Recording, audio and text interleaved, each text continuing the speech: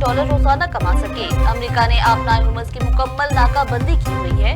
आबनाए Hormuz हमने खोली तो फिर ईरान से अमेरिका कभी डील नहीं कर सकेगा। ईरान की हुकूमत शदीद टूट फूट का शिकार है। हमें कहा गया कि ईरान पर अभी हमला न करें। व्हाइट हाउस के मुताबिक JD वेंस आज मुज़ाकरात के लिए पाकिस्तान नहीं जाएंगे।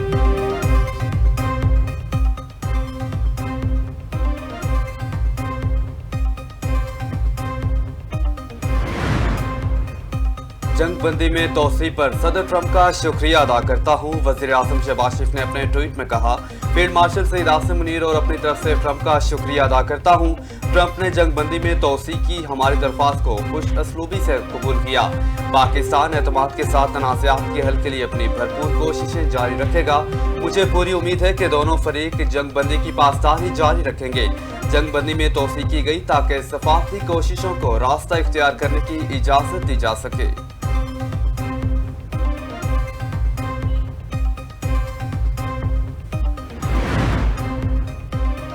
जंगबंदी में तोसी की कोई अहमियत नहीं। मशीर ईरानी स्पीकर मेहदी मोहम्मदी का अमेरिकी सदर के बयान पर रद्द-ए-अमल। कहा, हारने वाला फरीक शराइत का हुक्म नहीं दे सकता। ट्रंप की जंगबंदी में तोसी का कोई मतलब नहीं। नाकाबंदी का तसलसल बमबारी से मुख्तलिफ नहीं। नाकाबंदी का जवाब फौजी कार्रवाई से दिया जाना चाहिए। ट्रंप का जंगबंदी में तोसी का ऐलान सरप्राइज हमले के लिए वक्त लेना है। ईरान को जरूरी इक़दाम करने चाहिए। वक्त आ गया है कि ईरान पहल करे और अपनी हिकमत अमली को आगे बढ़ाए।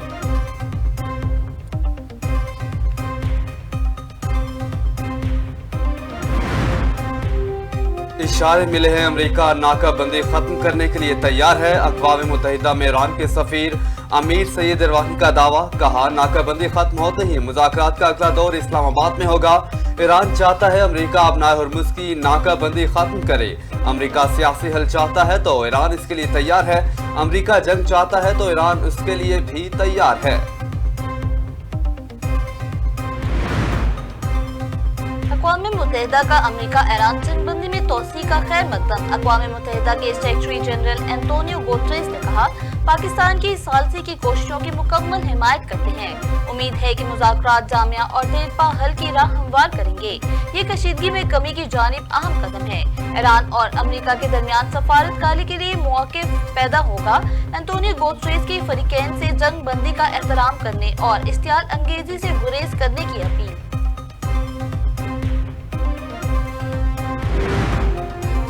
ईरानी मुसल्लह अफवाज की अमरीकी हमलों पर तयशुदा अहदाफ को निशाना बनाने की धमकी। तर्जमान पासदारान इनकलाब का कहना है, ईरानी अफवाज मुकम्मल तौर पर तैयार है और 100% तैयारी की हालत में है।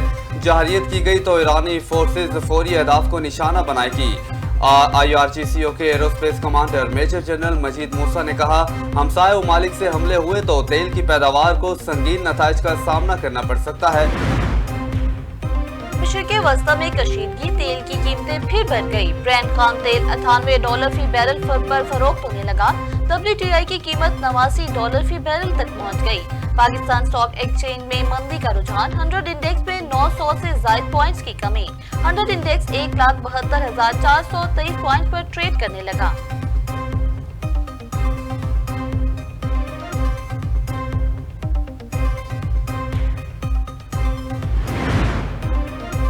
ईरान अरब ममालिक को होने वाले मुबैना नुकसानात का मुआवजा अदा करे। ईरान को आबनाए हुर्मुज़ की बंदिश पर जवाबदेह ठहराया जाए। बहरीन की सदारत में अरब लीग के हंगामी इजलास में मुतालबा। ईरान की जानिब से बाबुल मंदब को बंद करने की धमकियों की मज़म्मत। करारदाद के मतन में कहा गया, ईरान ने उर्दन, UAE, सऊदी और दीगर ममालिक को निशाना बनाया। ईरानी इक़दामात बैनुल-अक़वामी कानून की खिलाफ वर्जी है।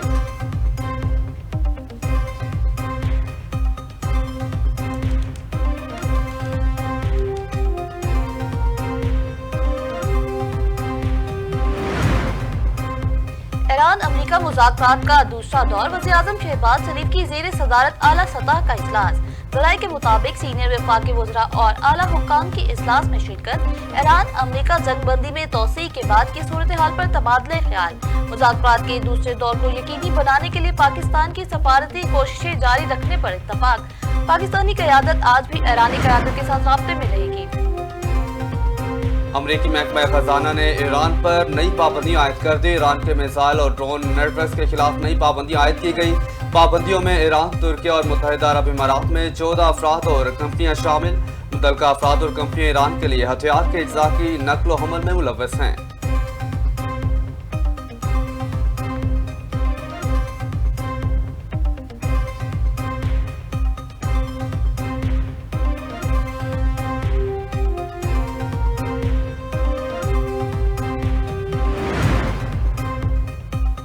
तालिबान रजीम की सख्त गिर पॉलिसियां और हटदर्मी अफगानिस्तान सफारती तन्हाई का शिकार। अक़वाम मुत्तहिदा में अफगानिस्तान की नशिस्त पर गैर यकीनी सूरत हाल। वोटिंग के हक पर पाबंदी बरकरार। अफगान मीडिया तलू न्यूज के मुताबिक अफगान तालिबान रजीम की हटदर्मी के बाद अक़वाम मुत्तहिदा में अफगानिस्तान के मुस्तकिल नशिस्त का फैसला न हो सका। तालिबान रजीम इंसदाद दहशतगर्दी, स्मगलिंग जैसे आलमी मुतालबात को अंदरूनी मामला करार देकर नाजायज इक़दार को तूल दे रही है। सालाना वाजिबात के अदम अदागी के बाद अफगानिस्तान मुसलसल चौथे साल भी जनरल असम्बली में वोट के हक से महरूम रहा। माहिरीन के मुताबिक अक़वाम मुत्तहिदा में अफगानिस्तान की खाली नशिस्त तालिबान रजीम की सफारती नाकामी और आलमी तन्हाई का वाज़ेह सबूत है।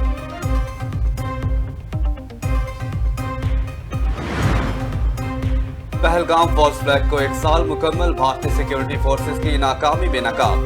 पहलगाम फॉल्स फ्लैग ऑपरेशन में मुजरिमाना सिक्योरिटी गफलत पर भारतीय मीडिया भी मोदी सरकार की नाअहली पर कड़े सवाल उठाने लगा। द ट्रिब्यून के मुताबिक 1 साल गुजरने के बावजूद पहलगाम वाक़े के जिम्मेदार सिक्योरिटी एहलकारों के खिलाफ कोई कार्रवाई नहीं की गई। इतने बड़े दहशतगर्द हमले को रोकने में नाकाम रहने वाले सिक्योरिटी हुकाम के खिलाफ अब तक कोई वाज़ेह इक़दाम नहीं उठाया गया।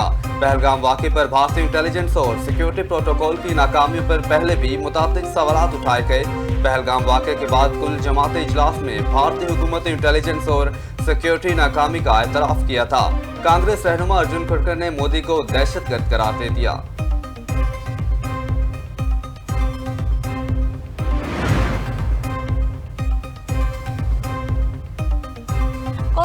कांग्रेसी रहनुमा अर्जुन खड़गे ने मोदी पर शदीद तनकीद करते हुए कहा कि मोदी एक दहशतगर्द है क्योंकि इसकी पार्टी बराबरी और इंसाफ पर यकीन नहीं रखती।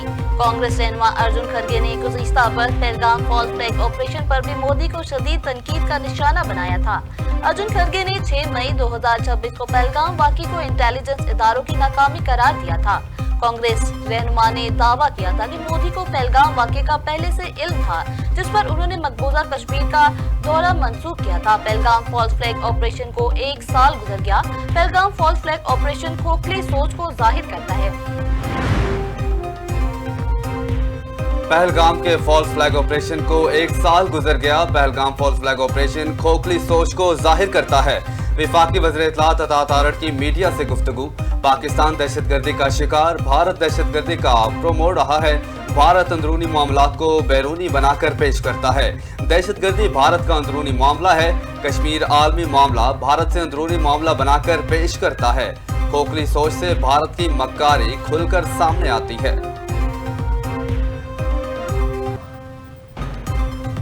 मैट्रिक इम्तहानात में बद इंतजामी और नकल का मामला। सिंध यूनिवर्सिटीज एंड बोर्ड्स ने कार्रवाई का आगाज कर दिया। मैट्रिक बोर्ड कराची से 3 एहलकारों को 3 माह के लिए मुअत्तल कर दिया गया।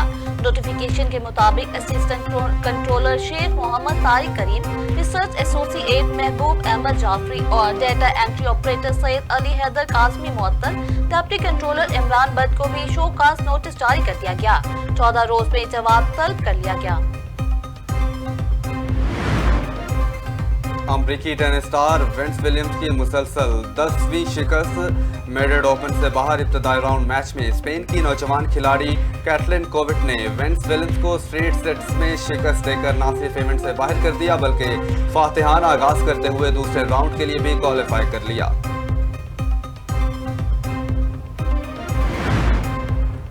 दुनिया भर में फुटबॉल के शानदार मुकाबले। इंग्लिश प्रीमियर लीग में ब्राइटन की फतह, चेल्सी को 3-0 से हरा दिया।